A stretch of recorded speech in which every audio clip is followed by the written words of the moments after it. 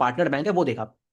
तो ये इनका जो इंटरमीडिएट लेयर हो गया एक तरह से, जहां से ये लोग मान लीजिए किस तरह से फंडिंग करते हैं और इनकी जो बुक्स वगैरह है वो किस तरह से रहती है। और भाई 50% जो बुक है वो आपको ऑफ लेंडिंग बुक रहता है। तो ये इनका मान लीजिए पहला तो स्ट्रैटेजी हो गया कैसे कस्टमर एक्वायर करते हैं। दूसरा स्ट्रैटेजी हो गया किस तरह से लोन बुक रहती है और किस तरह से कस्टमर्स को देते हैं।